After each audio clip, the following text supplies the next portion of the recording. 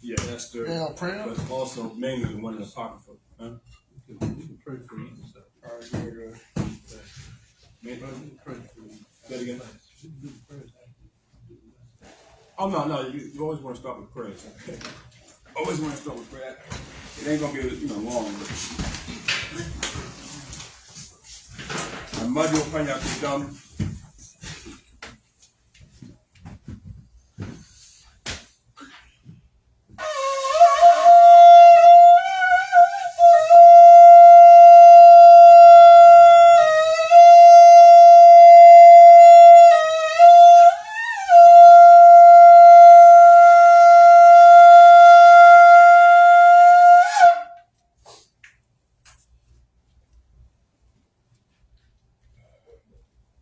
Okay.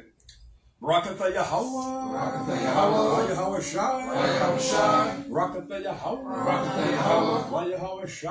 Yahweh Shai. Rakatha Yahweh. Rakatha Yahweh. Mashiach. Mashiach. Yahweh Shai. Yahweh Shai. Rakatha Yahweh. Rakatha Yahweh.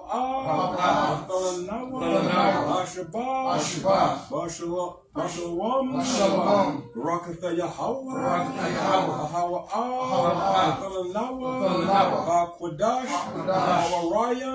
That's blessed are you, Yahweh, to give to us the holy Purim. All right, Khan? All right. Lord's Prayer. Abanawa, Shabashamaya, Dash, Haya, Shamka, Yahweh, Malakwaka, Gaba'a, Ratizaka, Haya, Aisha, Aratiza, Sawa, Haya, Hashamaya, Galanawa, Kam, Yoam, Wasalak now, Kabawath now, Kasalak now. Kabawatha, Wala'a, Gabayana, Manasayawan, Abal, Abashai, Man, Rai, Kaya, Maka, Amalakwa, Waha'ala, Wathapa'ara, Iwayamyam, Aman.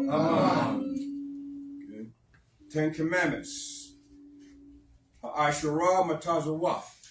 La'a, Yahaya, Laka, Alahayan, Akiram, Alpanya, La'a, Aisha, Laka, Basal, Wala'a, Ibadam, La'a, Lakwaka, Sham, Yahweh, Bashawa'a, Zakar, Hayawan, Hashabah, Kodeshwa, Kabad, Abaka, Amaka, La'a, Baratizak, La'a, Gana'at, La'a, Dagana, La'a, Aina, Shakur, La'a, Kamad, Kal, Ashurat, Baraika, Aman, Shemai, Yasha'Allah, Yahweh, Alahayan, Yahweh, Akkad, Shemai, Yasha'Allah, Yahweh, Alahayan, Yahweh, Akkad, Shemai, Yasha'Allah, Yahweh, Alahayan, Yahweh, Akkad, Amen. Hallelujah. Hallelujah. Hallelujah. From Yashua. From Yashua. Amen. Amen.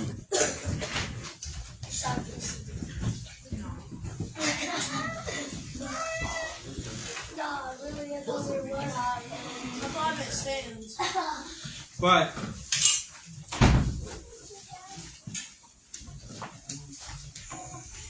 all right, shalom. That was recorded. Well, I ain't even know. Oh, is it on? Yeah. Shalom. All praise to Yahweh, Shalom, Mashiach, Yahweh Shai.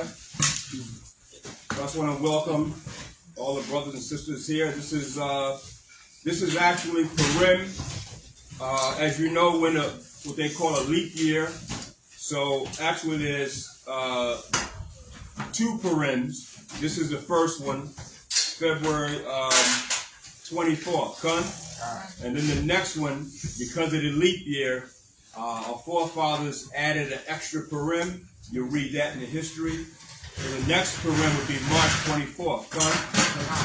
Alright, so this is the first one, February 24th, and then the one after this one is March 24th, and that would actually be Purim also. Only because of the leap year.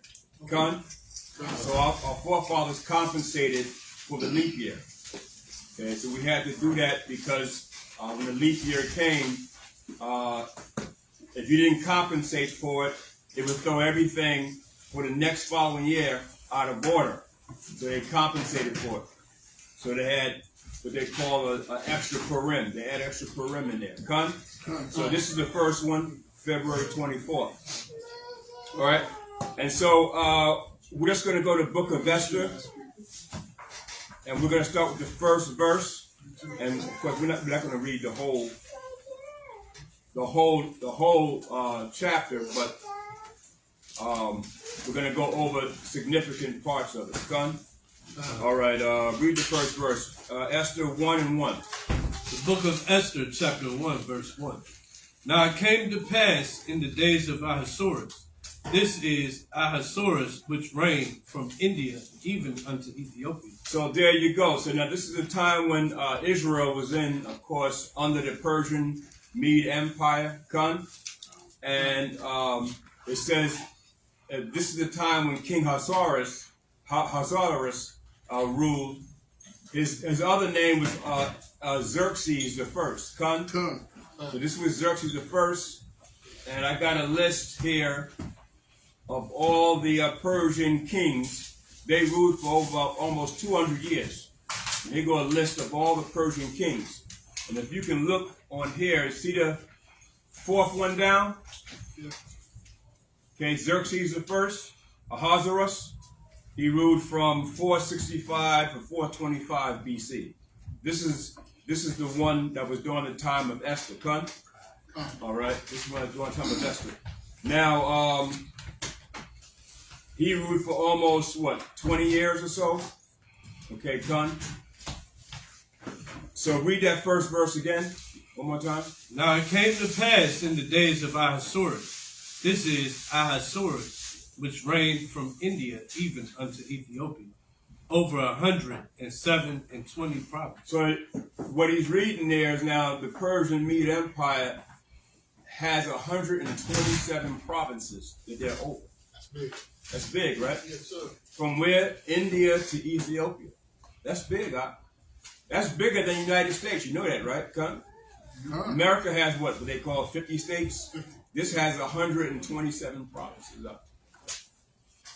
That was big, right? Yeah. Just like we're scattered throughout all of America and the Americas, we were the same way under the Persian Mede Empire. Con? Scattered throughout the whole 127 provinces. Con? So just think about now when Haman devised that wicked plot to cast lots to hang all the Jews, okay, and cast lots.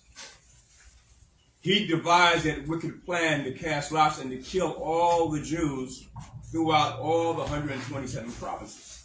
That's like Joe Biden putting out a decree saying, I want all the niggers, right, to be put to death throughout all the 50 states of America. The super predators. Huh? The super predators. Yeah, the super predators, right? So think about that. So you could see it and visualize it on another level. Think about in America if Joe Biden put out a decree like that. Gun? So it's the same difference. All right? Go ahead, Ak. That in those days, when the king Ahasuerus sat on the throne of his kingdom, which was in Shushan the palace, in the 3rd year of his reign, he made a feast unto all his princes and his servants, the power of Persia and Media, the nobles and princes of the provinces being before him, when he showed the riches of his glorious kingdom in the honor of his excellent majesty, many days, even 180 days. And when these days were expired, the king made a feast unto all the people that were present in Shushan the palace, both unto great and small, 7 days in the court of the garden of the king's palace. where were white, green, and blue hangings, fastened with cords of fine linen, and purple to silver rings, and pillars of marble. The beds were of gold and silver, upon a pavement of red, and blue, and white, and black marble. And they gave them drink in vessels of gold, the vessels being diverse one from another, and royal wine in abundance, according to the state of the king. And the drinking was according to the law. None did compel. For so the king had appointed to all his officers of his house, that they should do according to every man's pleasure. Also Vashti the queen made a feast for the women in the royal house which belonged to Ahasuerus. On the 7th day, when the heart of the king was merry with wine, he commanded Mehuman, Biztha, Harbona, Bigtha, and Abagtha, Zethar, and Carcas, the 7 chamberlains that served in the presence of Ahasuerus the king, to bring Vashti the queen before the king with the crown royal, to show the people and the princes her beauty, for she was fair to look on. But the queen Vashti refused to come to the king at the king's commandment by his chamberlains. Therefore was the king very wroth, and his anger burned in him. Then the king said to the wise men, which knew the times, for so was the king's manner toward all that knew the law and judged. Well, here it is now. Vashti, okay, is the queen. But when the king summons the queen to come, she refuses to come. So why is she refusing to come? She's the queen. There's probably something going on there for a long time, right? That we don't know about, but she refused to come. So now, of course, when the king summons the queen to come, she's supposed to come, She's supposed to come. She refused. And of course, now this is, all the subjects of the king is seeing this now, right? So that makes the king look kind of weak. Yeah, weak, right? Put it like that, weak, right? So it makes him look weak, and so therefore he has to do something about it now. Okay, So now he gathers all the wise men together. When he gathers the wise men together, he has to come up with a conclusion on what to do about this matter. Because he can't look weak before his people, right? And the queen can't make him, look like she's disrespecting the king. So that makes him look small. Like his power, his authority means nothing. Yeah. Okay, so go ahead, huh? And the next under him was Karshina, Shethar, Admatha, Tarshish, Meres, Marsina, and Mamukin, the 7 princes of Persia and Media, which saw the king's face, and which sat the first in the kingdom. What shall we do under the queen Vashti according to the law? Because she hath not performed the commandment of the king Ahasuerus by the chamberlain. And Mamukin answered before the king and the princes, Vashti the queen hath not done wrong to the king only, but also to all the princes, and to all the people that are in all the provinces of the king Ahasuerus. So why does it now appear that she done not only the king wrong, but she done wrong to all the princesses and all the subjects of Xerxes? Why does it seem like that? Because she's setting a standard to the other females. Right. Understand? Exactly. She's setting a standard to all the other females in his kingdom. So now, if she is able to disrespect the king and get away with it, what are the other females going to do? Follow suit. Just other, Follow suit. Yeah, come. Yes, sir. And so therefore, he has to set a standard now. Mm-hmm. This can't go down like this. Okay, go on up. For this deed of the queen shall come abroad unto all women, so that they shall despise their husbands in their eyes, when it shall be reported.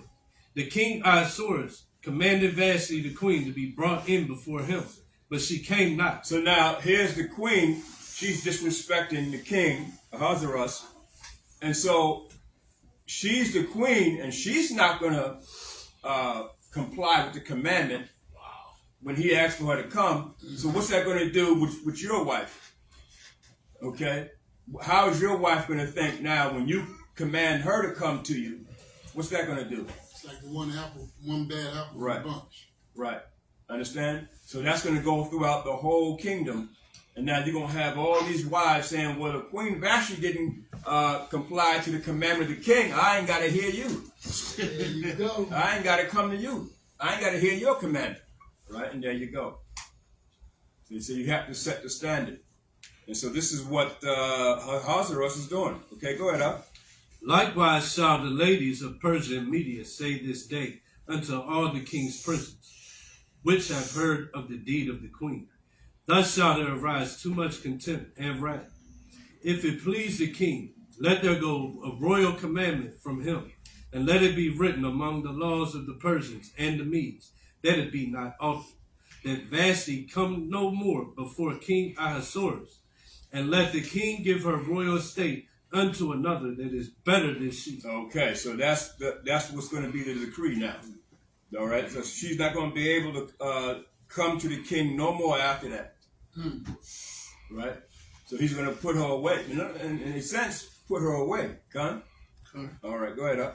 And when the king's decree which he shall make shall be published throughout all his king's empire, for it is great, all the wives shall give to their husbands honor, both to great and small. And the same pleased the king and the princes. And the king did according to the word of Memucan. For he sent letters into all the king's provinces, into every province according to the writing thereof, and to every people after their language, that every man should bear rule in his own house, and that it should be published according to the language of every people. Chapter 2.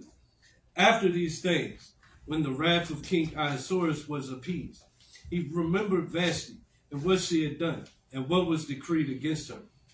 Then said the king's servants that ministered unto him, let there be fair young virgins sought for the king, and let the king appoint officers in all the provinces of his kingdom, that they may gather together all the fair young virgins unto Shushan the palace, to the king's house of the women, unto the custody of Higi, the king's chamberlain, keeper of the women, and let their things for purification be given them. Okay, so now he's looking for now some fair young virgins now. He did away with Vashti, put her away, and then it came to his remembrance what Vashti did. So that thing is really now is set in him. What she did is like making him bitter now because he remembered that. I'm going to show you what the Most High teaches in the scriptures about when you have an angry woman. Okay, an angry woman that's bitter. It's like drive a man to his rooftop. Right? So King Ahasuerus is remembering what she did, and so now he's telling his wise men, look for me some fair young virgins. And here's where Esther comes into play. Okay? Go ahead, Al. And let the maiden which pleaseth the king be queen instead of Vashti. And the thing pleased the king, and he did so. Now in Shushan the palace there was a certain Jew, whose name was Mordecai, the son of Jair, the son of Shimei, the son of Kish. Okay, this is Mordecai now. Mordecai was like a worker in the king's court, son, and he's a Benjamite. Okay, he's in the tribe of Benjamin. So go ahead, Al. A Benjamite, who had been carried away from Jerusalem with the captivity which had been carried away with Jeconiah, king of Judah, whom Nebuchadnezzar, the king of Babylon, had carried away. And he brought up Hadassah, that is, Esther, his uncle's daughter, for she had neither father nor mother, and the maid was fair and beautiful, whom Mordecai, when her father and mother were dead, took for his own daughter. Okay, so now we're coming into Esther, right? And of course, Mordecai is Esther's uncle, Con. But now she's going to ultimately be the queen to King Ahasuerus, Con. But Mordecai is still going to be working in the king's court.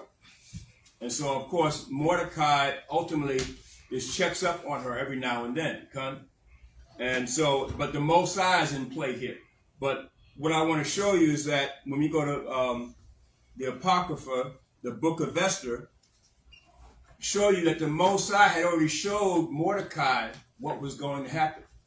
So all this is being played out, and the Most High showed Mordecai this vision that everything that happened leading up to the establishment of Purim, that the Most High already showed Mordecai this. Okay, so when you read the book of Esther and the Apocrypha now, if everybody got the Apocrypha, you can start from the first verse. Then Mardochus. That's Mordecai, come. Everybody got that? This is Mordocaius, but that's Mordecai, come. Go ahead, Say, Yahweh hath done these things. For I remember a dream which I saw concerning these matters. Sorry, so read that again. For I remember a dream. What? A dream. He had a dream. So the Most High showed him this a while before all this happened. Come. Okay, go ahead, Which I saw concerning these matters, and nothing thereof hath failed. How about that? So the Most High, so Mordecai already knew what was going to happen. The Most High already showed him. Come. And he said, nothing has failed. Right? Nothing has failed. So that's why we know that the prophecies in the scriptures, what? Not one is going to what? Fail. Not one is going to fail. Come? It's not going to fail. All right? So the prophecies of Most High showed the prophets, not one is going to fail. Okay, go ahead, A little fountain became a river, and there was light, and the sun and much water. This river is Esther, whom the king married and made queen. Now remember, he's seen this in a dream. The Most High was showing him this in a dream. Okay, come. So this river is this as much water. This river is Esther. Go ahead, And the two dragons are I and Aman. How about that? So the Most High showed him a vision of two dragons. One is Mordecai, and the other one is Haman. Haman was that old wicked enemy of the Jews, right? Edomite, Amalekite. Come. Okay, go ahead, And the nations were those that were assembled to destroy the name of the Jews. How about that? So, and we're going to show you about Amalek in the scriptures. Assembled to destroy the Jews. So you always bring it to date. So this is like the modern day Persian, right? Yeah. America. Bring it to date. Always bring it to date. And you don't think they have a wicked plot to kill us? That wicked plot is still there. It's in a different form, but it's still a wicked plot, huh? Yeah. All right? Still a wicked plot. If they could hang, they did hang us. Read the history about when they were hanging us in the late 1800s, early 1900s. Oh, yeah. Get that book called Without Sanctuary. Strange Fruit. You won't get to the first chapter of that book before you start crying.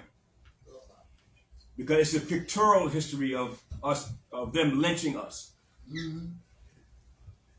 The black man and the black, they lynch more black women than black men. And on Sundays when they finish in church. Yeah, how about that?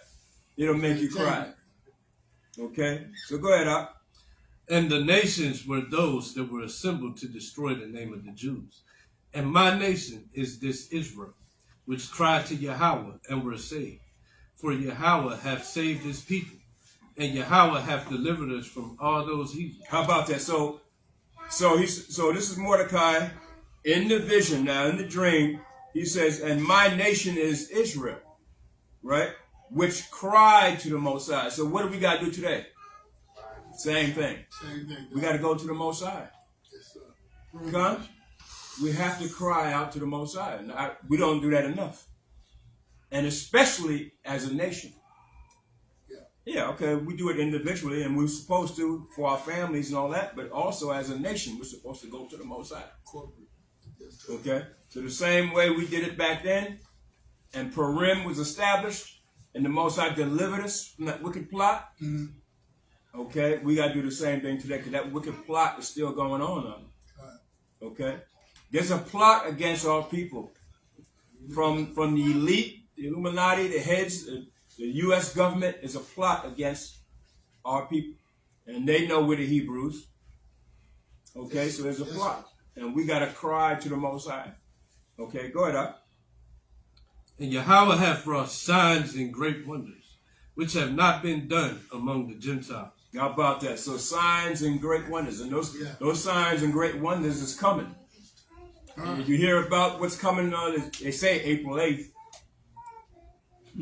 What's coming April 8th? An eclipse. An eclipse, right. Yeah, nationwide eclipse. Nationwide eclipse. Why is the Most High bringing an eclipse? And we've seen some of the eclipse that happened last year, year before that. Mm-hmm. We seen when the moon was turning into a deep red color, right? We seen that happened, right? Yeah. Most High said, "Don't be dismayed, the signs of heavens." Okay? Mm-hmm. We're supposed to understand what that means. So the nations are dismayed and let's say astonished. Yeah, they're astonished at the signs of heaven, but we shouldn't be dismayed at it. No. Okay? We're supposed to understand what it's talking about. No. You know, a lot of our people don't, but we're supposed to. Because we're the Hebrew. We're supposed to know. But all that is coming up. Understand? So we in the end. He said, when you see these signs, right? You see these signs. Earthquakes, famines, pestilence, and then he's also talking about the signs of the heavens. Know that the end is near. So we don't have to know the exact day at Yahushua and everything's going to happen, but we know it's near. Okay? He said, it's even at the door. It's here. It's at the door. Okay? Okay, go ahead, Doc. Therefore hath he made two lots, one for the people of Yahweh, and another for the Gentiles. How about that? So the Most High is separating the nations and the people in the earth himself. He's separated. That's his job. Can you get Ecclesiastes 17:17 up? Ecclesiasticus. In Ecclesiasticus 17:17. Because there's two lots. One for Israel and one for the nations. Come. Right? Haman want to cast lots, but the Most High casts his own lots, right? Come? The Most High casts his own lots. So read that. Ecclesiasticus in the Bible, in the Apocrypha, 17:17. The book of Sirach, or Ecclesiasticus, chapter 17, verse 17. For in the division of the nation. In what? In the division of the nation. The Most High causes division? Yes. You're damn right he do. You're damn right he causes division. So what is this melting pot and this rainbow coalition in America? The Most High is not for that. Yahushua said there should be 5 in one house, 3 against 2, and 2 against 3. He said, I'm the one that's causing the division.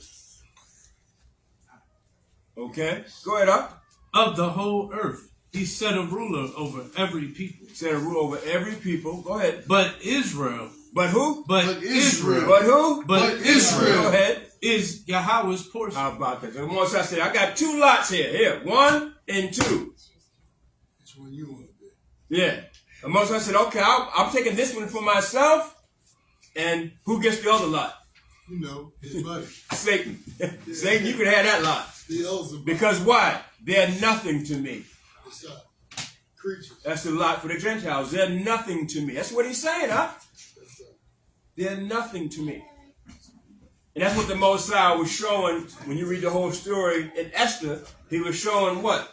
The nations are nothing to me, but I'm going to save my people.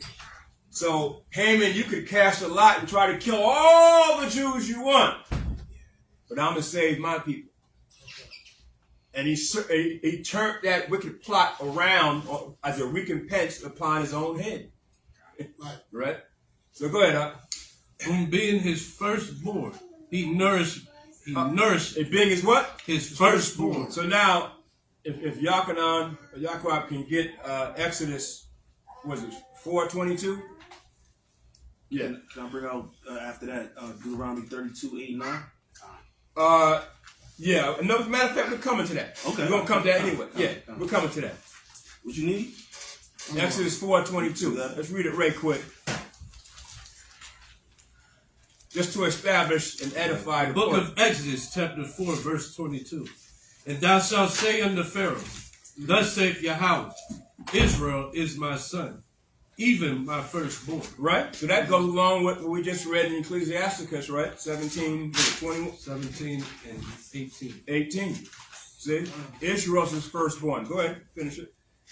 And I say unto thee, Let my son go, that he may serve me. Right. See? So the firstborn. Now, firstborn, okay, you can finish. That's it on that. So the firstborn means what? What the Most High is saying is, I created all nations on the earth. And in essence, yeah, they're all my children. But I have a firstborn. Promise, covenant. Inheritance. Okay? Yeah, an inheritance, right. Yes, sir. Okay? So that firstborn, that first lot is for me. I want that. But the other ones that I created, they're the other lot. Creatures. Yeah, the creatures. I don't want them. They're in the earth. They got a purpose, but they're not my chosen. That's what the Most High is saying. Israel's my firstborn. Right? And the firstborn gets what? The inheritance. Yes, sir. Okay? Of the kingdom, paradise, everything. Come? Wealth, everything. Okay? The covenant, everything. Okay, so now go back to Ecclesiasticus 17:18. Whom being his firstborn, he nourisheth with discipline, and giving him the light of his love. How about that? The Most High gave us the light of his love. If you don't have the Most High's love, what do you have? Nothing. Yeah. You have nothing. So that's why the Most High said the nations to him are what? Nothing. Understand? Yes, sir. So, and then he said, he used the word discipline. Read that one more time with the discipline. Whom being his firstborn, he nourisheth with discipline. Give me another word for discipline. He gave us what? Structure. Right. And give another word. Statutes. Laws. Laws. Yeah. See? Because they bring structure. Right.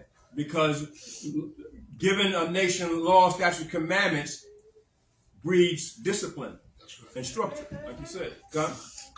If you don't have law, statutes, commandments, and structure and discipline, what do you have? You have like you said, creatures, a bunch of nothing, a bunch of animals. And how are we acting today? Well, same way, undisciplined. Go on TikTok and look at what you see, undisciplined, right? So the Most High only gave the nation of Israel that, and that's why if you can get 148 Psalms and 19 verse. Just right quick, this edifies that he only gave the nation of Israel his commandments.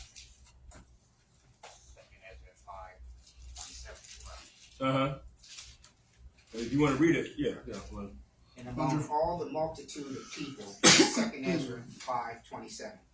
And among all the multitude of people, thou hast gotten thee one people, and unto this people whom thou lovest, thou gavest a law that is approved of all. Of all. How about that? How about that?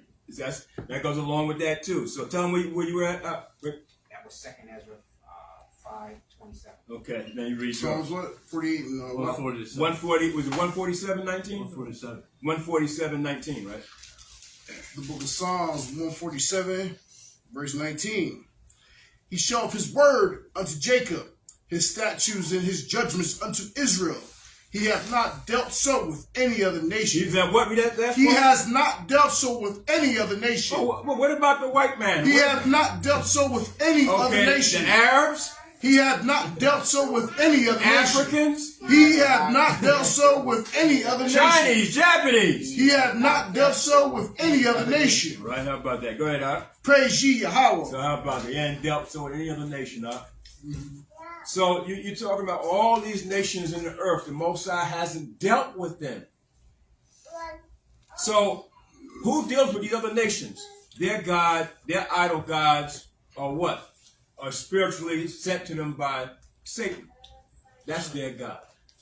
So when they say they think God and all that, they're thinking Satan.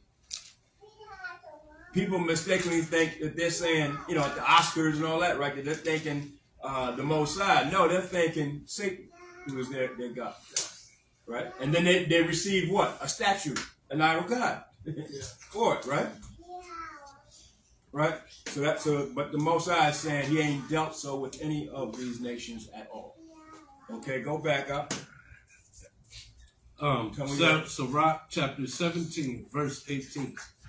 And giving him the light of his love, doth not forsake him. Therefore all their works are as the sun before him, and his eyes are continually upon their ways. And the Most High's eyes are continually upon Israel's ways. So even today, you bring it to date, the Most High is still watching us. He's watching you. He's watching me. He's watching the children. He's watching all of us. Huh? Yeah. Okay, you cannot escape. The eyes of the Most High, they say, are 10,000 times stronger than the sun. See all. So you can't escape what you're doing. So if you're sinning, it's high time now you begin to say, wait a minute, and start thinking, wait a minute, the Most High has seen everything I did. Right? It's time to repent. The Most High is long suffering. But for some of our people, remember, the measurement of faith in some of our people, or the grace, the measurement of grace, the Most High said, well, your grace is up. Next thing you know, you hear getting shot up in the street. Or Esau, where the police will come and shoot you down. Or next thing you know, you're catching some kind of affliction, some kind of disease, some kind of, maybe coronavirus, whatever. Now they got this disease called Disease X. What is that? What does it mean, Disease X? They don't even know what it is. They just give it a name. See? It's out there, though. Right? And next thing you know, you're catching cancer, tuberculosis, high blood pressure, heart disease. Most High said, your grace, your time is up. Okay? So that's why return back to the Most High is now, right? You don't wait. Don't put it off. The time to return back to the Most High is now. Okay? Yeah, go ahead, Up. None of their unrighteous deeds are hid from him, but all their sins are before Yahweh. How about that? So your sins are before the Most High, mine are, everybody's is up. There's no escape. Okay? And our people think that they can, do what they want, think they're going to escape, okay, the wrath of the Most High. Okay? And the Most High can call your sins home, huh? Even what you did in your past regeneration life, your reincarnation life. He can call that one up too, if you want, right? Come on. He can call it up. Well, you're Yakanan, but when you back 1,000 years ago, Yakanan, you did this, and I didn't like that. You know what I'm saying? So now I'm gonna get you in your 3rd or 4th generation when you come into the earth. I'm gonna get you for that what you did back then. Yes, sir. Okay, so we gotta remember that too. Now you wondering why a little baby, the Most High sometimes they get put to death a certain way. And you went, baby didn't do anything. Yes, they did. Okay, not in this life. Generational. Right. Okay. And that's upon us, huh? And we told Pilate. Blood be on us and our children. Yeah. Crucify him. Crucify him. And let his blood be on us and our children, meaning our future children. And isn't it on us now? Yeah. We sent Yahushua to his death. Even though Yahushua, of course, he said that no man taketh his life.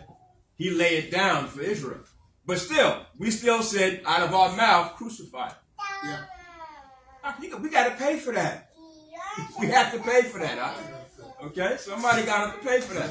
Okay, go ahead. But Yahweh, being gracious and knowing his workmanship, neither left nor forsook them. But being gracious, grace.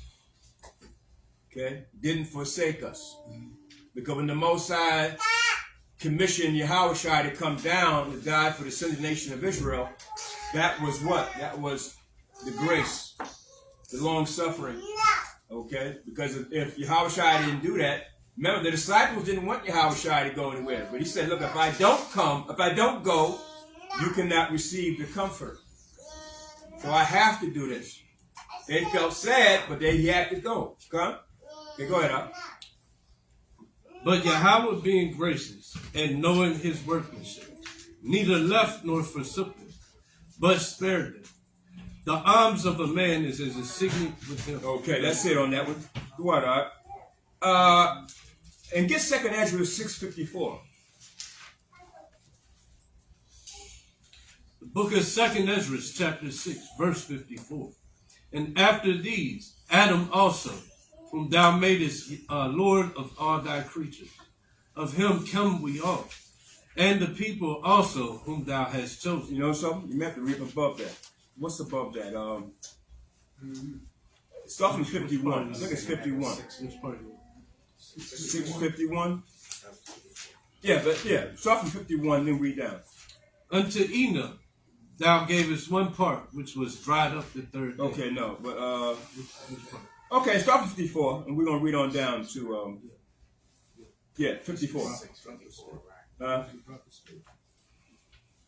Which one is that? It's down. Okay, go ahead. Yeah.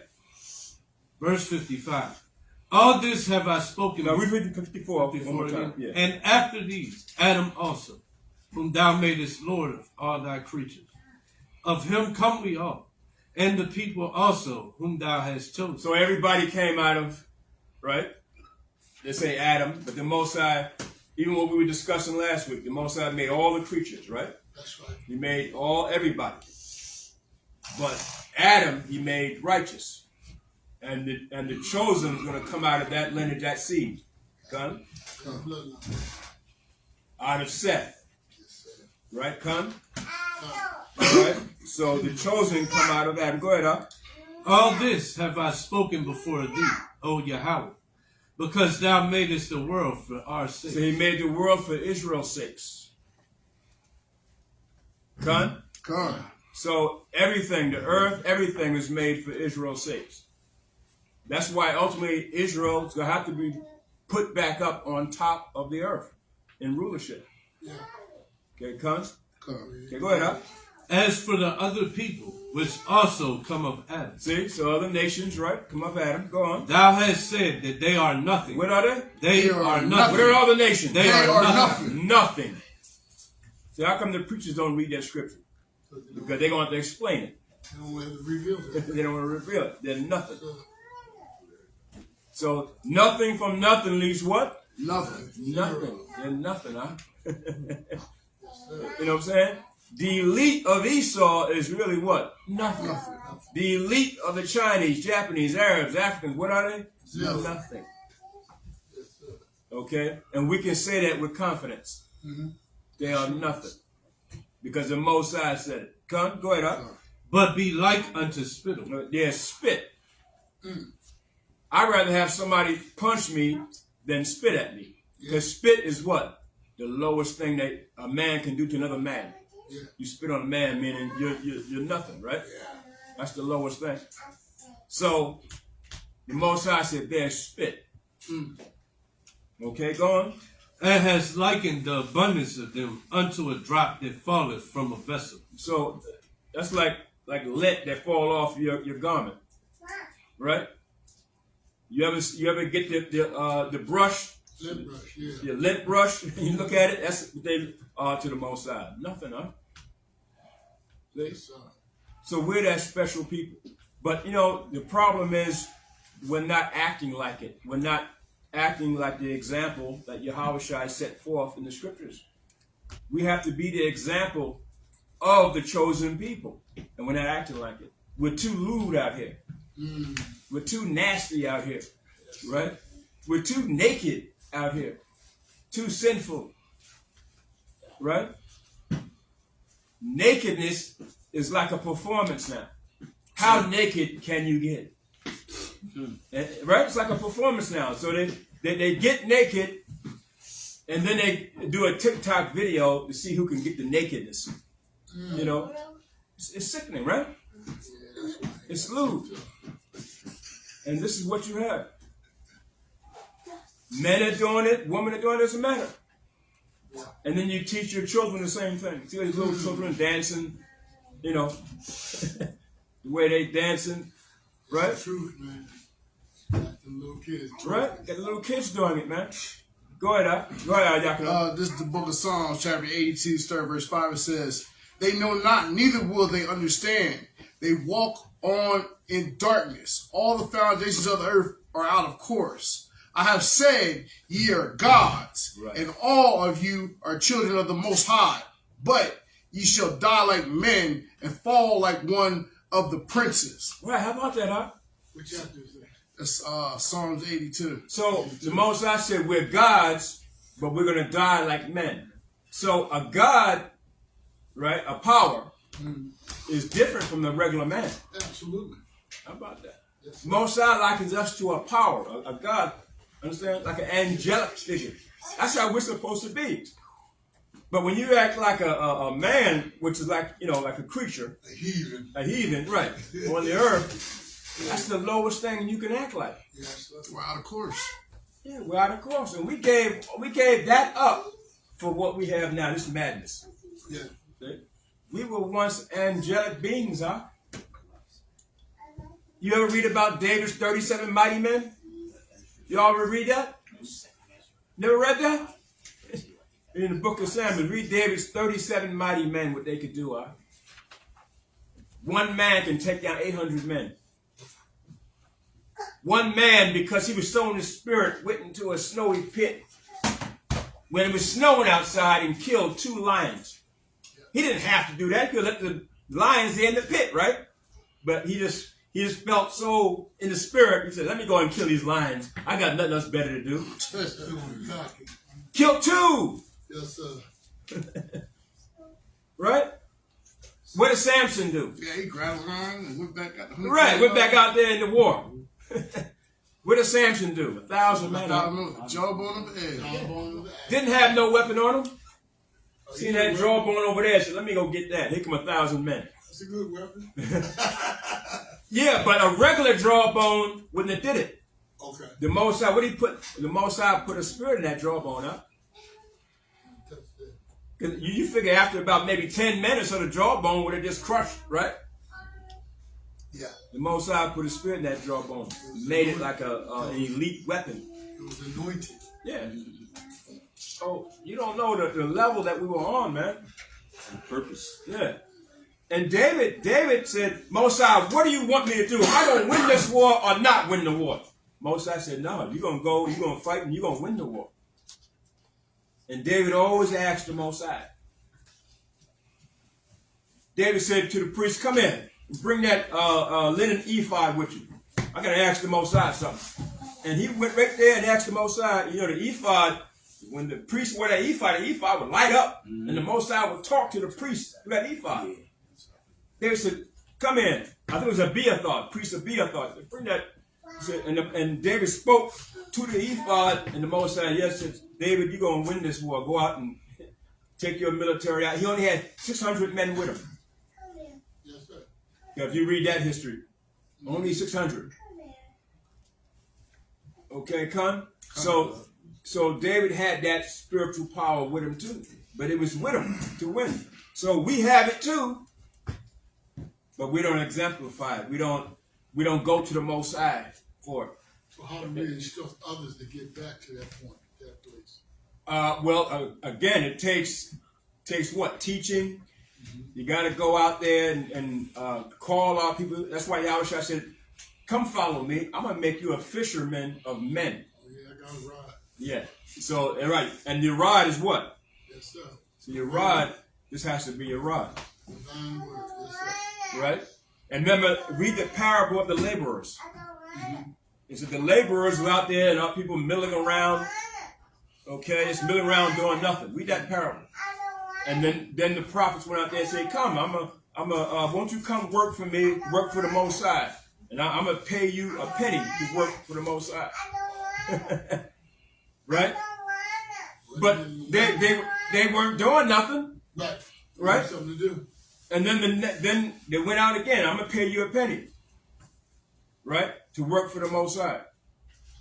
But that's what you're doing is working for the Most High for that penny. For what? For the kingdom of heaven's sake. Right? Yes. So if you can do this for a penny, what is your reward? Right. Your reward is worth way more than, let's say, a $50 million contract LeBron and James and them are getting, and Jay-Z and them got. It's worth more than that. Come. No comparison. Yeah, we're talking about the whole earth. Yes. Okay? But now, the servant that says, but I've been in the truth longer than the one you bringing in now, and why should I just get a penny? No, Yahushua said, didn't I tell you when you first came in, you're going to be working for a penny? And you came on in, and you signed the contract, it was for a penny. Yes, sir. You can't say nothing now. See? But you got to remember, no one has control of when the Most High brings them into the truth. That's right. You don't have control. So you can't say the brother who's coming in now or the sister that's coming in now serving the Most High should and that because you've been in 30 years, you should get more than them. No. Because they don't have control of it. If they had control of it, then there may be a different story. Right? So, right, there's no such thing as seniority. You come in, you work for the Most High. But the House I did say there is a reward. Okay? Okay? But your House I gives out their rewards. Okay? Because the Most High said, he that put his hand to the plow, you start off, and then you decide to quit. Should you still get paid if you quit your job? Everybody here got jobs, right? Should you still get paid? Not me. No. Not going to get paid no more. So why should your house give you a reward if you quit the job? That's why he said, endure to the end. And the same shall be saved. So go ahead, I'm sorry. 2 Ezra chapter 6, verse 56. As for the other people which also come of Adam, thou hast said that they are nothing, but be like unto spittle, and hast likened the abundance of them unto a drop that falleth from a vessel. And now, O Yahweh, behold, these heathen, which have ever been reputed as nothing, have begun to be lords over us, and to devour us. Okay, same thing today, right? Back then, during the time of the Persian Empire, okay, they devised a wicked plot of Haman to destroy us and devour us. Same thing today. It's still a wicked plot to destroy us. Okay, come? It's still there. It's a different type of plot to destroy us, but it's still there. They want to kill off all the Jews, the chosen of the Most High. Okay, go ahead, Up. But we thy people, whom thou hast called thy firstborn. And we read that, right? Exodus 4:22, we read that, right? We're the firstborn. Go on. Thy only begotten, and thy fervent lover, are given into their hands. And we're given into their hands, our enemies' hands, right? Go on. If the world now be made for our sakes, why do we not possess an inheritance with the world? How long shall this endure? Right, and of course we're asking how long, Most High, how shall this be? So, but we know it's not going to be too much longer, right? It's not going to be too much longer. So now, get Jeremiah 10:16 very quick. The book of Jeremiah, chapter 10, verse 16. Yeah, go ahead. The portion of Jacob is not like them. Yeah, how about that? The portion of Jacob is not like them. Go on. For he is the former of all things. Say the former of all things. Do the other nations have any inheritance with that? No. Everything come from Israel, or come from the nation that the Most High has chosen. Okay? We invented everything. Science has come from us. Mathematics has come from us. Everything, huh? Okay? Everything. And now we're finding out we invented everything. I found out the other day that there was a black man that invented the .com system. I didn't know that, huh? It's the .com. Yeah. You know? You know, so that whole, the internet system, we know a black man did that. The cell phone, we know a black man did that. So all of that, all the technology, Esau, come from Jacob. The former of all things. Okay, go ahead, And Israel is the rod of his inheritance. Israel is the rod of his inheritance. Now, Yaquab, get the one you were saying, Deuteronomy 32. 32 and 8? Yeah. And read to the 9th verse. Book of Deuteronomy, chapter 32, verse 8. When the Most High divided to the nations their inheritance, when he separated the sons of Adam, he set the bounds of the people according to the number of the children of Israel. Which means what? That when the Most High separated all the nations, remember Israel was basically the last nation to be developed. But still the boundaries were set according to the boundaries of Israel. Even though we weren't even in the land yet. That's what I was going to ask. We weren't even in the land yet. Right, So the Most High said, okay, I'm going to give the nations their land, but the boundaries of Israel is already set, even though they're not in the land yet, because we were pretty much the least of all nations and the last nation to be developed. Predestined. Yeah, it's predestined. Who was that? The other nations. Oh, but you don't know specifically. Yeah, all the nations. Okay. I'm talking about Ham. in Israel. Yeah. At that time. Yeah, but what I'm saying is, at that time, we're in the wilderness at this time, Con. Right. So who's in our land that is destined for us? Canaanites. Yeah, the Canaanites. That's right. Okay. Right. And when we got there, what happened? Remember, we came to the walls of Jericho and blew it down. Went in there and defeated the Canaanites and drove them out of our land. Yes, sir. And the Canaanites were in the land for years. But the Most High said, no, that's not their land, that's your land. You got to go in there now and drive them out of your land. So, bring it up to date. What's going to happen now? Who's in Israel today? You know. So-called white man that call himself a Jew, right? Yeah. But is it their land? No. That means what? We got to go there and drive them out. That's why the scripture says, well, we're going to come with a two-edged sword, marching into Jerusalem. It says, Judah shall fight in Jerusalem. Oh, there's going to be a war there, huh? Yeah. You think they're just going to give it up? No, it's going to be a war there. And we're the ones, that's what I'm saying. You think when the Most High delivers us out of America, we're going into the wilderness to set the army up and then purge out the rebels and all that, set the military up, and we're going to trek our way to Jerusalem. To do what? Take over the land. Yes, sir. We're going to have to fight to take it over. They're not just going to give it up. Plant the flag. Okay, they're not going to give it up. Did the Canaanites give it up? No, we had to go in there and fight. Okay? So go ahead, up. Verse 9. Yeah. The Lord's portion is his people.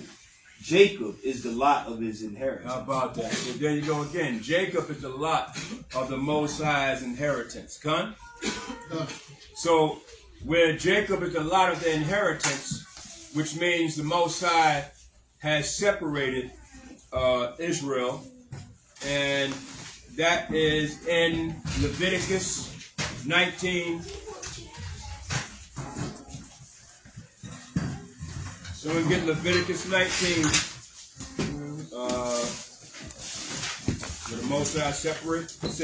How about separate you one?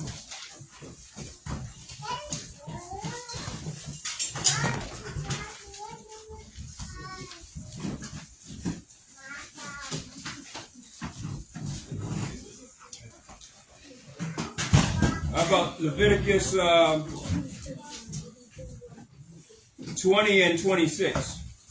The book of Leviticus, chapter 19, verse 20. And whosoever... 20 and 26. Yeah, I'm sorry. The book of Leviticus, chapter 20, verse 26. And ye shall be holy unto me, for I, Yahweh, am holy, and have severed you from other people. So what does that mean? Separated. Separated, right? Severed? Severed you from other people. So what do you think the Most High is going to do today? Cut the cord, right? Cut the cord from you thinking this is a democracy, you're a Democrat and you're a Republican, and cut that cord out. Yeah, from your oppressor. See? Now go up to the 24th verse. Verse 24. Yeah. But I have said unto you, ye shall inherit their land. How about that? We're going to inherit the land that is ours, that's meant for us. Go ahead up. And I will give it unto you to possess it, a land that floweth with milk and honey. I am Yahweh your God, which have separated you from other people. What did the Most High do? Separated you. What did he do? Separated you. What did the Most High do? Separated you. Separated you. That's right. See, so we're supposed to separate ourselves from the other nations. So now, when you go to 2 Corinthians 6, you know what I want, right? Yeah. If you got it, you can read it. 2 Corinthians 6. Is it 6? Yeah. 6 and what? 16? Yeah, 14. 14. Sorry. If you want to read it, you got it? You can read it real quick. Con. 2 Corinthians chapter 6, verse 14. Be ye not unequally yoked So now together. he's talking to us today. Don't be unequally yoked Together with unbelievers. They're unbelievers. Right, Con? Con. Whether it's politics, I don't care, whether it's in the sports arena, Hollywood, understand? The church systems, the philosophies of the world, Con, we got to separate ourselves. Okay, Con? Go ahead up. For what fellowship hath righteousness with unrighteousness? Now the Most High is saying now, we're the righteous. And we're supposed to act that way. Con? So what fellowship does righteousness have with unrighteousness? There's no fellowship there. So you can't call yourself hanging out with the unrighteous. We have to begin to separate ourselves. Okay? Even if it's one of our people, we have to begin to separate ourselves. Okay? Go ahead, Up. And what communion have light with darkness? None. Go on. And what concord hath Hamashiach with Belial? None, right? But Belial is what? It's false God, right? Okay? False God. Go on. Or what part hath the believer with the infidel? None, right? And what agreement hath the temple of God with idols? None, right, Con? Con. So that's why the Most High said, what's that first commandment, the 10 Commandments? Should put no other God before me. Don't put no other gods before the Most High. Right? Okay. So, and everything in society is built off what? They're idol gods, Con? That's right. That's why he said, love not the world. And if any man love the world, he's an enemy to the Most High. Because the Most High don't deal with this world, this current society. Go ahead, Up. Okay. For ye are the temple of the living power. How about who's the temple? Ye are the living temple of the living power. So you, individually, you're a temple, and then Israel is also the temple of the Most High. Okay? So we got to remember that. You are a temple. That's why if any man defile the temple, see, the Most High will destroy that man. Okay? All right, going up. As God hath said, I will dwell in them and walk in them, and I will be their God. See? So the Most High said, I will dwell with them. So yeah, that's why Yahweh said, when 2 or 3 are gathered together, I'm in the midst of them. In righteousness, he's in the midst of us. So there's 2 or 3, more than 2 or 3 here, Yahweh is here. You got the other camps and Israelite schools in Yahweh. 2 or 3 are there, Yahweh is there. Con? Con. And then, of course, when we have sometimes we have the Marshall Allah summits, we try to bring those different camps to come together. See? How about that? Where 2 or 3 are gathered, Yahweh is there. Con? Con. Go ahead, Up. And I will be their God, and they shall be my people. See, and he said, I will be their power, and they shall be my people. Not the other nations who he said, I'm going to separate you from them. See? I'm going to sever you from them because they're nothing. I don't regard them. They're like spit to me. I'm only dealing with you. So that's why we have to be an example of how Yahweh was very diplomatic, professional. He was like an ambassador for the Most High. Come. We have to act the same way. You know what I'm saying? You got these brothers who are like rogue Israelites. You know, they call themselves teaching the word, but then they're like teaching like they're in some kind of gang. Throwing up gang signs and, you know what I'm saying? Yeah. When they teach, they wear their baseball caps and, you know what I'm saying? Come on, Doc. They're radical, Doc. Right. And we got to be more profound. And then they speak the way they want to speak, using profanity. That's right. They belittle our people. You know what I'm saying? They use words of like violence and aggression. You know what I'm saying? Should be a standard. It should be a standard of how you teach it. In other words, be an example of how Yahweh, understand? And the disciples, when you see them, when they went out and teach how they were. Yeah. Okay? Go ahead, Up. Wherefore, come out from among them, and be ye separate. Be what? And be ye separate. What are we supposed to be? And be ye separate. We're supposed to be separate from them. Okay, go ahead, Up. Saith the Lord, and touch not the unclean thing. Who's unclean? Well, okay, Esau's unclean. Pork is unclean. Right. Arabs unclean. Chinese unclean. Right? Japanese unclean. How about ham? Unclean. Ham is the most hateful forsaker of the Most High, man. Most odious works the Most High said. Very unclean. Go up a cow's rear end. Oh, yes, sir. Yeah. Y'all see what ham does? We're talking about the actual Hamites. The real Hamites. Okay? Unclean, huh? That's why we must separate ourselves. Okay, go on up. And I will receive you. How about that? So the condition is you separate yourself from the unclean, then I'll receive you. See? That's the condition. Okay. Why should the Most High receive you and like these churches say, come as you are? No, the Most High want you to begin to change, huh? Yeah. Right? Yes. Unto righteousness. And that was it on that, right? That's it on that. Right. That was it. Go back. Hold on. You got another one? Go ahead. Huh? Yeah, this is 2 Corinthians chapter 7, verse 1. And it says, having therefore these promises, dearly beloved, let us cleanse yourselves from all filthiness of the flesh and spirit, perfecting holiness in the fear of Yahweh. Tell me where you at again? 2 Corinthians chapter 7 and 1. Yeah, that's a good scripture too, huh? Read it one more time. Having therefore these promises, dearly beloved, let us cleanse ourselves from all filthiness of the flesh and spirit, perfecting holiness in the fear of Yahweh. Cleanse yourself from all filthiness. Yeah, that's baptism right there. Yeah. Understand? By the word. Right. So how does the word teach you how to cleanse yourself? Well, it'll teach you the commandments, the gospel, right? Yes, sir. And you can learn how to cleanse yourself. And it tells you the word is good for what? It's profitable for what?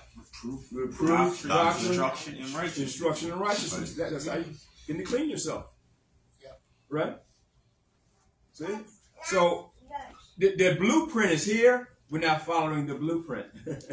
We want to follow our own mind. See? We want to lean upon our own understanding how to do it. See? And Yahushua is looking at us. You think Yahushua is going to come down out of heavens and come and teach you like this? No. Because he already did that. He's not coming down and walk on the earth no more, huh? No more. That's it. Yahushua is not walking on this earth. He's not going to shake your hand. He's not going to salute you. Yahweh Baal Shem, he's not going to do that. He's not doing that to you, huh? What's he going to do that for? No. He left the instruction right here. And we're not following it. See? How to treat your brother. He left that instruction. And your sister. How to treat your wife. He left that instruction. How does a wife treat her husband? He left that instruction.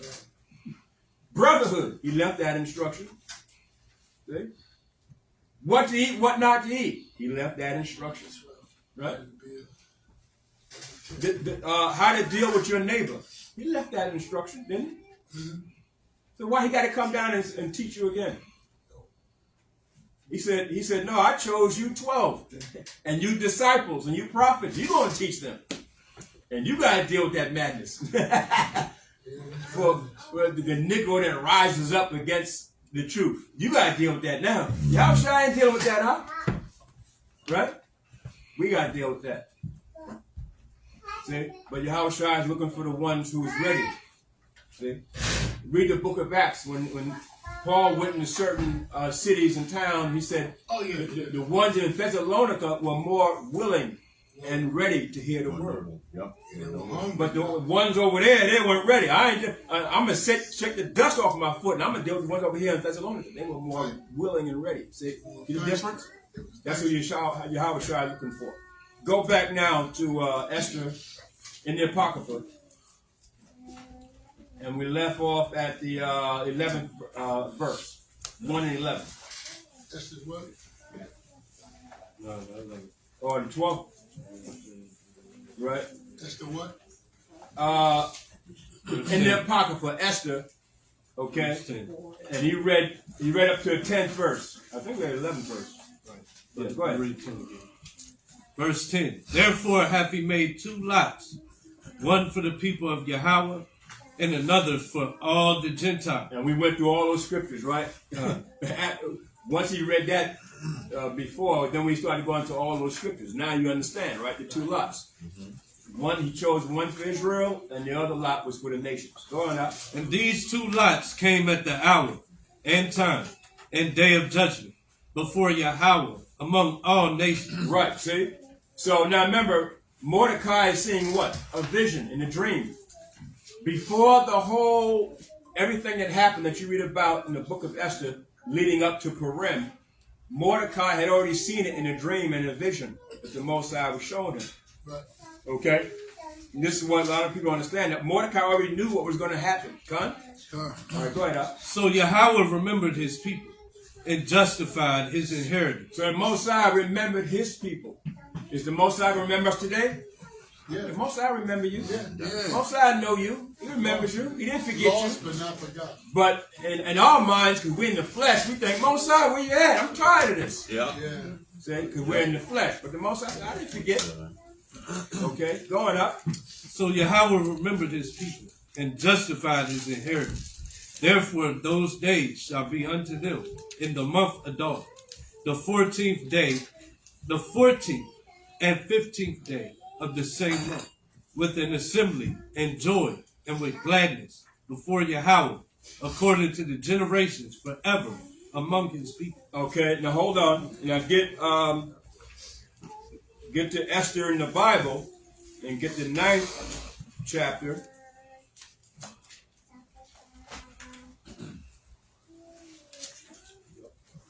Okay, the 9th chapter. Start from the you can start from the 15th verse.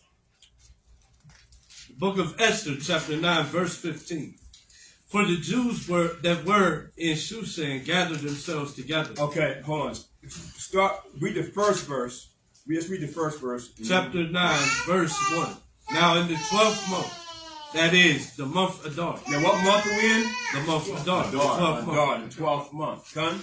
We're in the 12th month. All right, Con, go ahead. On the 13th day of the same, when the king's commandment and his decree drew near to be put in execution, in the day that the enemies of the Jews hoped to have power over them, though it was turned to the contrary, that the Jews had rule over them that hated them. Right. See, so this is that wicked plot of Haman. Haman, what was Haman? Haman was that's Dolly. Amalekite. Agagite. Yes, Amalekite. Yeah. Okay. And when you read the third, go to the 3rd chapter, first verse out real quick. 3rd chapter, first verse. Book of Ezra, chapter 3, verse 1. After these things did King Ahasuerus promote Haman, the son of Hammedatha, the Agagite, and advanced him, and set his seat above all the princes that were with him. The Agagite. Con? But he was from Amalek. Yeah, Khan. It's a clan of Amalek. Yeah. Actually, it says in the Bible dictionary that Agagite was just a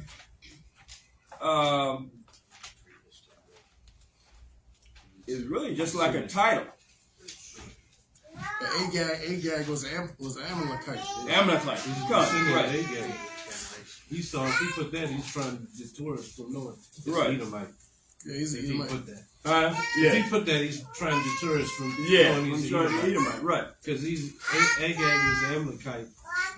No, it's the same. know that. We brought it up in the last. Brought up that, yeah. Okay. So, I just want to show in Genesis 36. Somebody read Genesis 36, just for edification, right? While they get that, I'll read that on Agag. Go ahead, you can read that. 1 Samuel chapter 15, verse 32. Then said Samuel, bring ye hither to me Agag, the king of the Amalekites. There you go. And Agag came unto him delicately. And Agag said, surely the bitterness of death is past. Right. Agag is the king of the Amalekites. Mm-hmm. Right. So Haman being a descendant. So Haman was a descendant of Amalek. Okay, he was from that generation. So he was really an Edomite, in high-ranking military man in the Persian Empire. He was pretty much almost second to the king, Ahasuerus. Xerxes. Yeah, he was. Yeah, How about that, huh? Just to land back off of that, that's the perpetual hatred, and Yeah. Saul was supposed to kill all of them, Right, you know and what I mean? Saul Didn't do it, And so he- that's it coming back to bite us. You know what I mean? Because Saul didn't do what he's supposed to do in righteousness. Right. And we're going to show you about Amalek. The Most High detests Amalek. Okay, and Amalek has something to do with the so-called Jews today. Over there, and that, Yeah. Okay, they're from that lineage. That's Amalek. Most High detests them. Yeah. Okay. Yeah, some of the Italians is them too. Yeah. Come. Just read Genesis 36.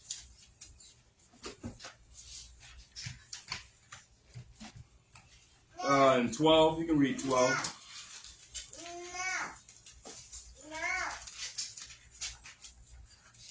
Book of Genesis, chapter 36, verse 12. And Timnah was concubine to Eliphaz, Esau's son. And she bare to Eliphaz Amalek. Who? Amalek. Go ahead. These were the sons of Adah, Esau's wife. So showing you Amalek came out of Esau, who was Edom. Son? Right? So Haman was what? An Edomite. Edomite. Yeah, Edomite in second in command pretty much of the Persian Empire under Xerxes, huh? Right?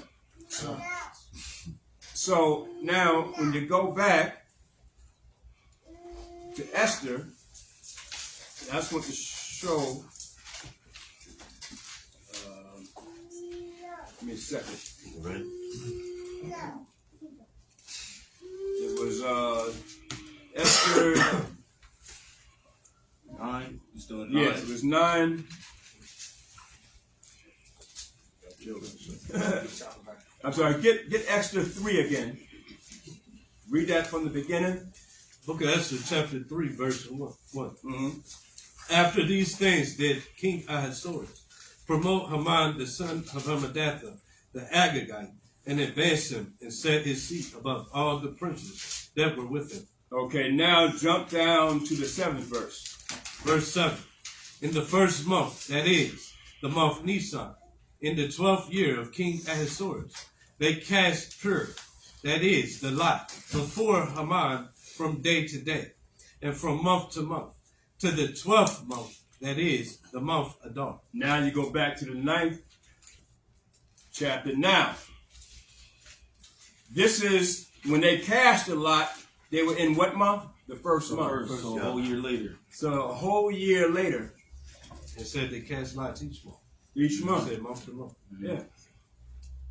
All right. Whole year later, they were going to pick what day the lot was going to be and everything. So they finally came that it was going to be the 12th month, 14th day of the month, 13th and 14th and day of the month.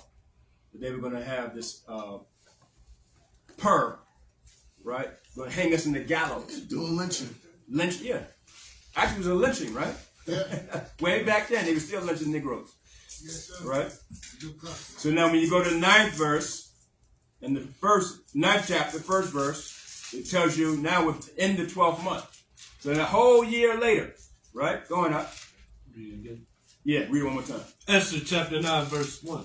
Now in the 12th month, that is, the month Adar, on the 13th day of the same, when the king's commandment and his decree drew near to be put in execution, in the day that the enemies of the Jews hoped to have power over them, though it was turned to the contrary, that the Jews had ruled over them that hated them. Right. So the Most High now is going to now bring a recompense upon Haman for that wicked plot.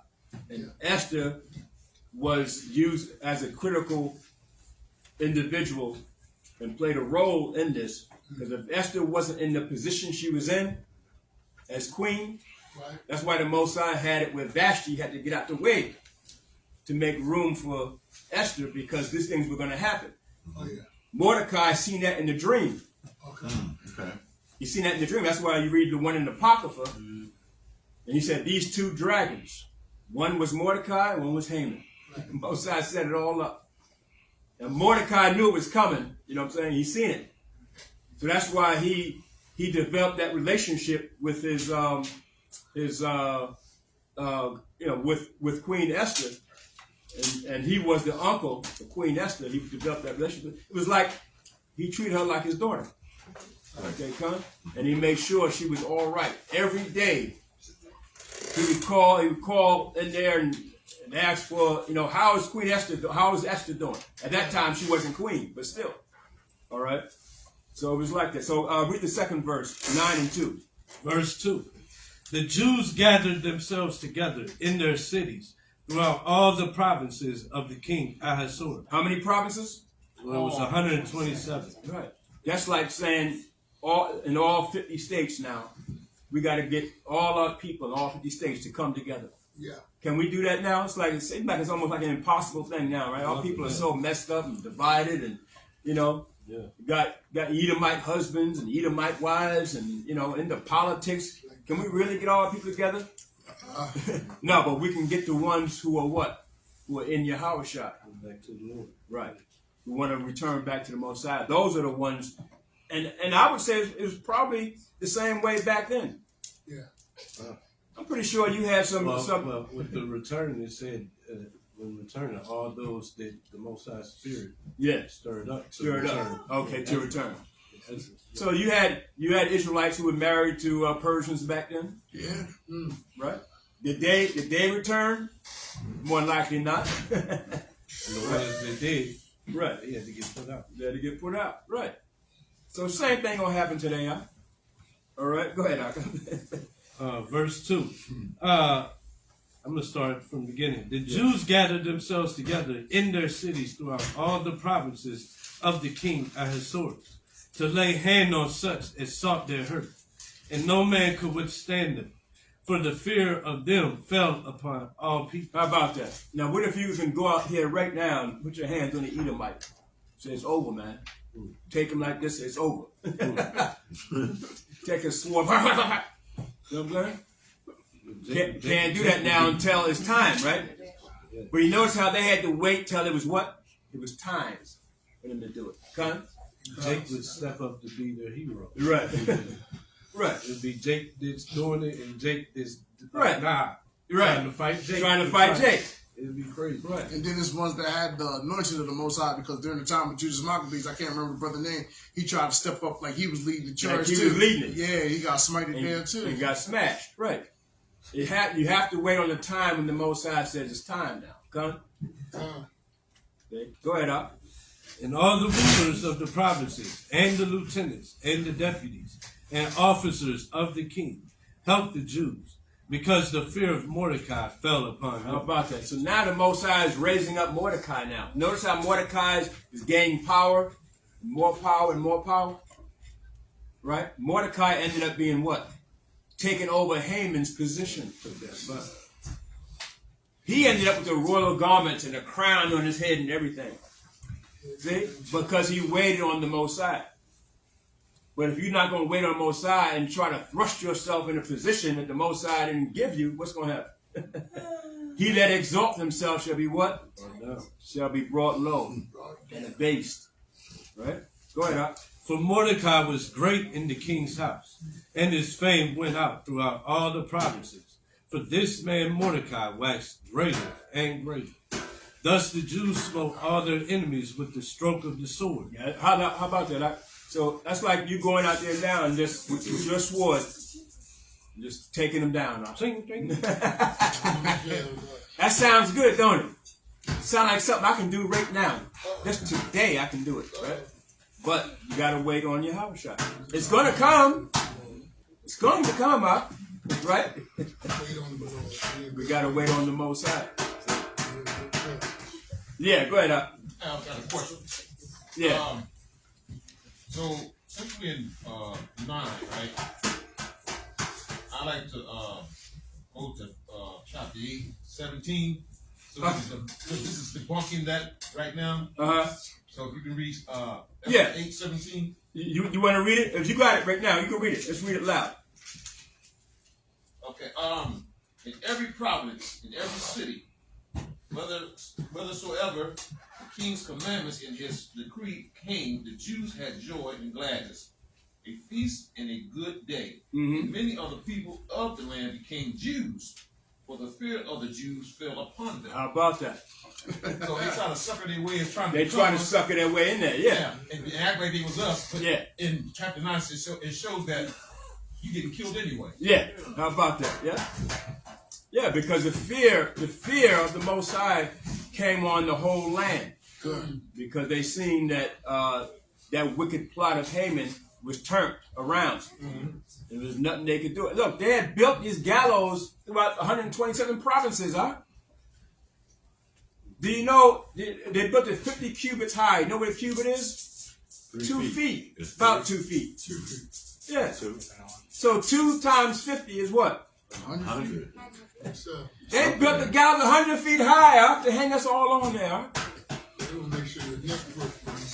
Exactly. So that's like you go into each state in 50 states and they got a gallows somewhere. Hang them high. Hang them high, huh? So now you can visualize that, right? Oh yeah. And you've seen the pictures where they would hang you. Mm-hmm. They would hang you off a bridge. They would hang you off a telephone pole. Yeah, that'll do it. High, huh? That'll do it, right? Yes, sir. You ain't surviving that. And then keep you up there for a long period of time. Yeah, bro, it's plugging out your eyes. Yeah, everything. So that's the same deal. Okay? So read the 4th verse, huh? Verse 9 and 4. 4. Yeah. Verse 4. For Mordecai was great in the king's house, and his fame went out throughout all the provinces. For this man Mordecai waxed greater and greater. About it, greater and greater. So now, bring it to date. We're going to wax greater and greater up. Okay? As a nation. Okay? Because Mordecai waxed greater because he waited on the Most High.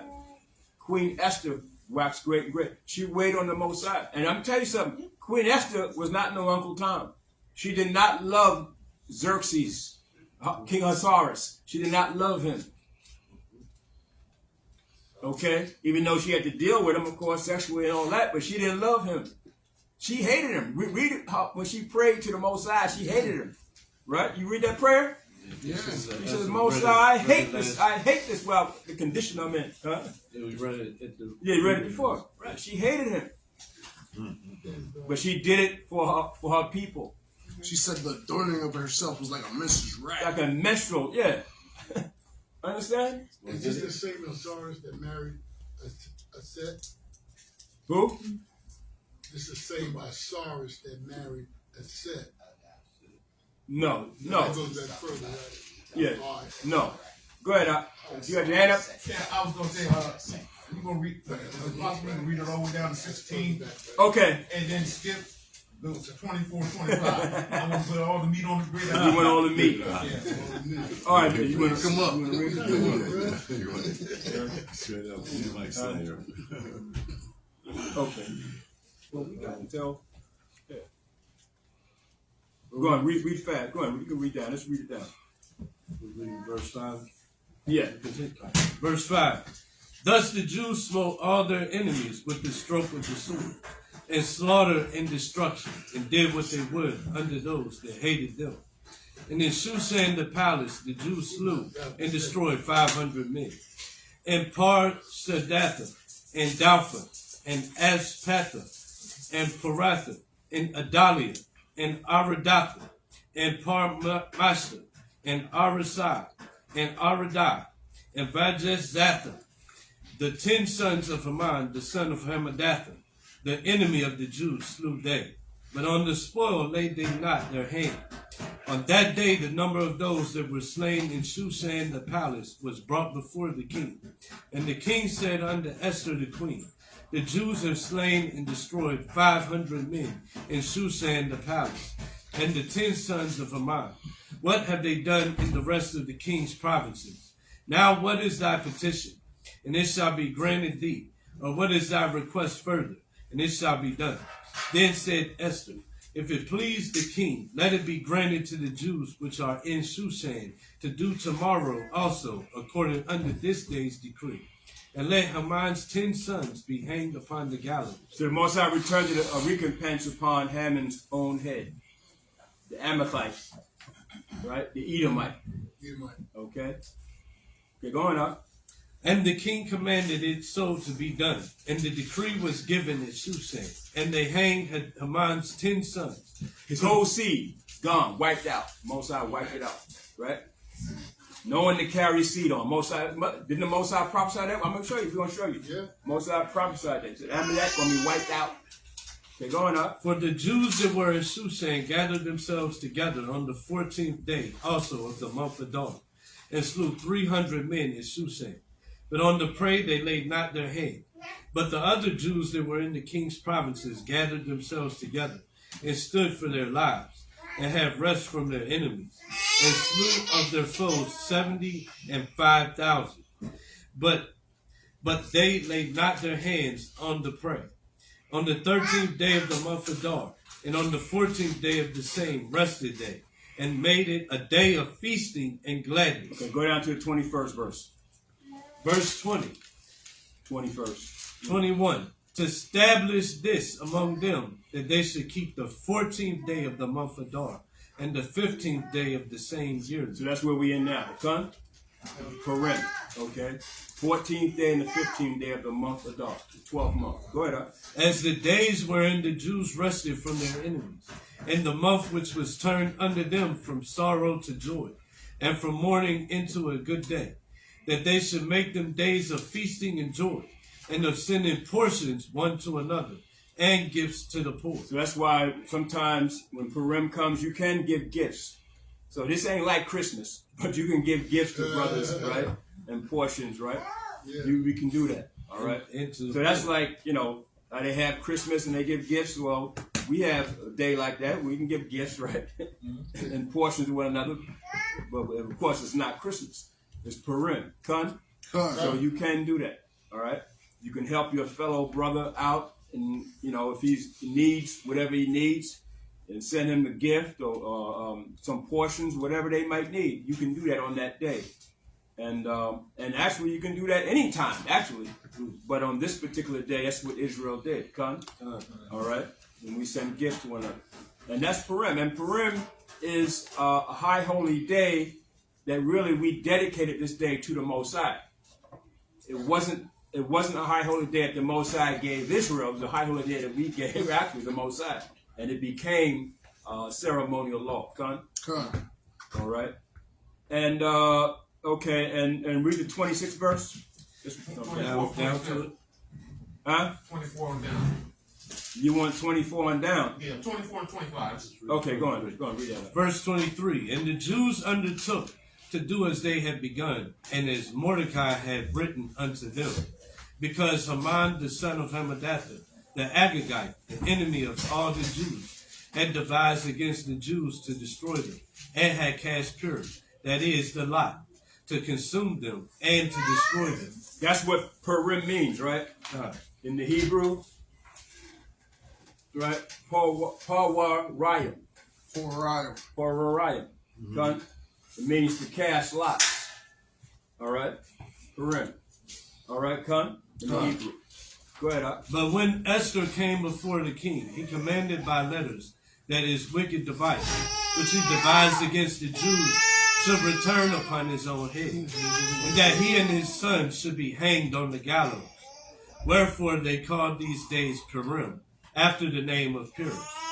Therefore, for all the words of this letter, and of that which they had seen concerning this matter, and which had come unto them, the Jews ordained and took upon them, and upon their seed, and upon all such as joined themselves unto them, so as it should not fail, that they would keep these 2 days according to their writing, and according to their appointed time every year. Right. Okay, so that's pretty much it on that. Verse 28. You want to read 28? Go ahead. And that these days should be remembered and kept throughout every generation. How about that? There you go. Read that again. And that these days should be remembered and kept throughout every generation. Every family, every province, and every city. And that these days of Purim should not fail from among the Jews, nor the memorial of them perish Right. from their seed. Even up until today. Con? Con. Just that we lost the understanding, of course, when we came into captivity and slavery and everything. Yeah. But once we gained the knowledge of who we are, our identity, of the law, statute, commandments, and ceremonial laws, we're supposed to begin to do what? Reinstitute, celebrating the high holy days. Now, out of all that, what happened to the ones that became Jews? What happened to the ones that became Jews? Yeah, that day. Oh. Well, yeah, you had, how about that? Yeah. So you had a lot of the ones in the Persian Empire that seemed that the Mosai was with Israel. All of a sudden they're going to jump on the side of the Jews. Right. Get killed up afterwards. You're right. So that's what a lot of brothers try to use that scripture to make us like they become Jews. No, they didn't really become Jews. They didn't become Jews. They just It's the same as when the Jews assimilated. became Greeks. yes. Or the Jews became Antiochians. Yeah. Their nationality was still Jew. Yeah, I understand that. So the heathens, it's talking in that context. They just came into the customs and they They didn't become Jew all of a they sudden. became servants. Yeah.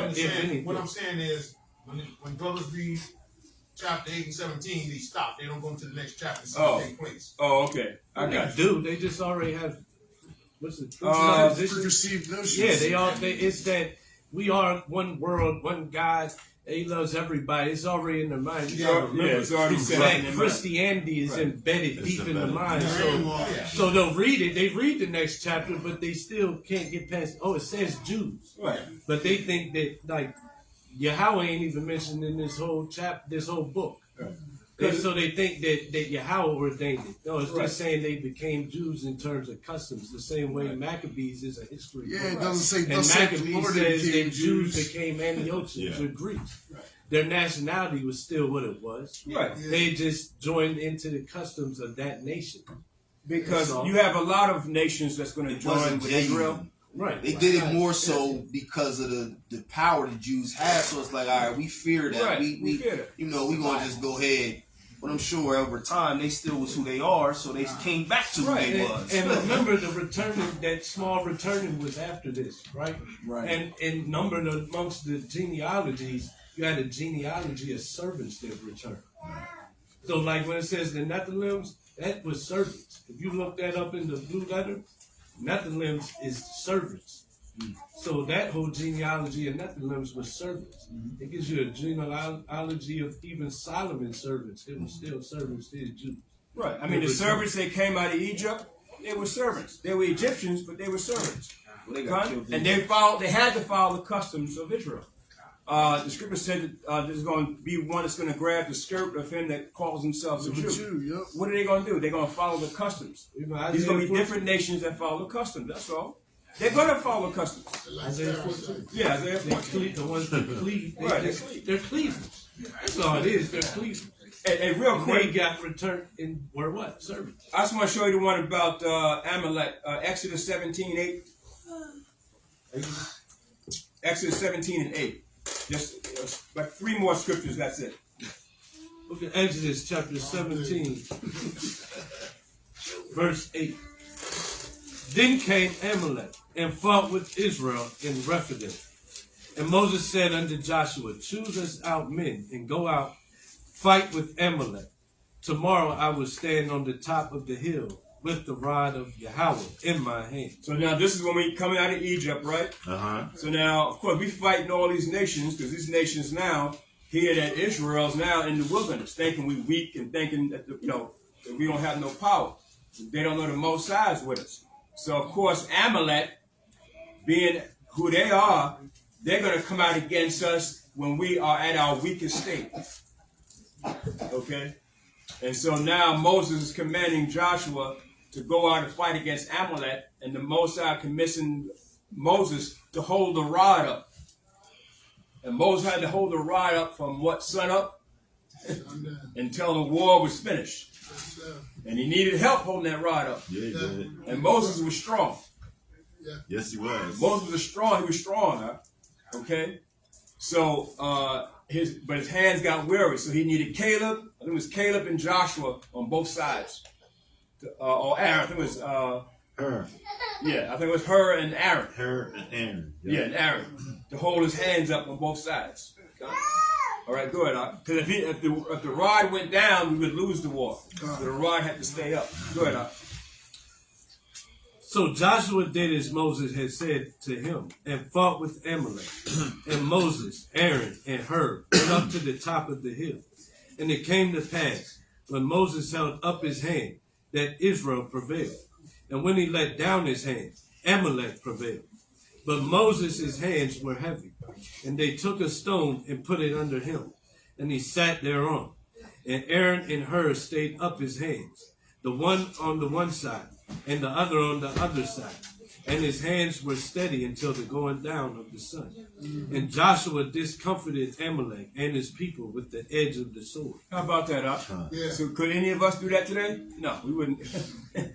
You know what I'm saying? We would need to take a water break. We would take some water like this and need a break. You know what I'm saying? Yeah. But Moses didn't get a break. No. Right?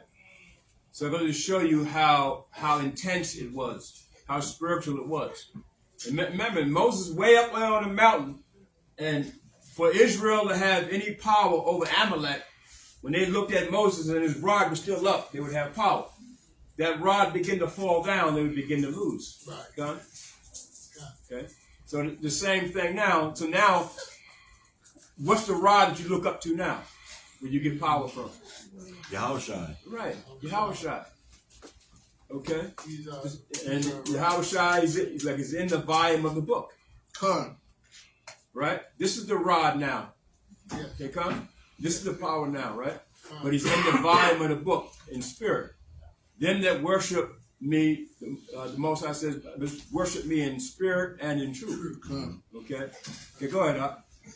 You read 14? Verse 14 now. Go ahead. And Yahweh said unto Moses, write this for a memorial in a book, and rehearse it in the ears of Joshua. For I will utterly put out the remembrance of Amalek from under heaven. That's it, So now who is Amalek today? The Most High is going to just totally annihilate them. You know. Right. Revelation 2 and 9. So-called Jew. And I think, you know, they give that word, that derogatory word to these so-called Jews, kike. Yeah. And I think that's where that word kike comes from. Amalekite. From Amalekite. It derives something from that word. Because they don't want to be called by who they are. They don't want to be called You by gotta bring that back. Yeah. You gotta stop calling them small heads, call them kites. Kites.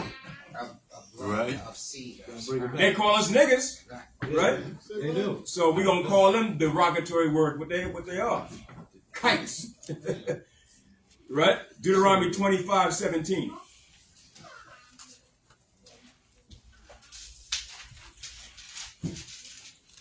And that's Haman. That was Haman. Right? Haman was one of those kites. The book of Amalek. Go ahead. The book of Deuteronomy chapter 5. 25. 25:17. I got it. Yeah. Remember what Amalek did unto thee by the way, when ye were come forth out of Egypt, how he met thee by the way and smote the hindmost of thee, even all that were feeble behind thee, when thou wast faint and weary, and he feared not Yahweh. Therefore it shall be, when Yahweh thy power have given thee rest from all thy enemies round about in the land which Yahweh thy power giveth thee for an inheritance to possess it, that thou shalt blot out the remembrance of Amalek from under heaven. So what does that mean? That means they're going to kill him till ain't no more of them. Yeah. Now, did that happen during the time of David? No. They weren't blotted out all the way. David did conquer them. He tried hard. Huh? He tried hard. He tried. Yeah, he did try. Saul was supposed to do it. Saul was supposed to do it too, but Saul, you know, he rebelled. He didn't do what the Most High, disobeyed. He didn't do what the Most High said to do. So now you got to bring it to date. So I'm talking about now. When we get back in the land, what are we going to do? They're going to get blotted out. They're going to get blotted out forever. And they know it's coming. So now, do you think they really want you to get back on top? Do you think they really want us to get the nation together? Like, no. They're going to do everything they can. They're going to try to infiltrate. They're going to sell other camps out. They're going to do everything they can. That's why you got to be circumspect now. Okay? You got to watch out. Okay? Esau is on the prowl. Right? Satan's like a roaring lion, seeking who he may destroy. Okay? You finished that? You read till 19? That was it? Yeah. So it gets one more, Numbers 24 and 20. Numbers 24 and 20. The book of Numbers, chapter 24, verse 20. And when he looked on Amalek, he took up his parable and said, Amalek was the first of the nations, but his latter end shall be that he perish forever. For how long? Forever. Is he coming back? Forever. Yeah, after ever. Yeah. That's it, huh? Forever. Long time. That didn't come to pass yet. No. That still has to come to pass.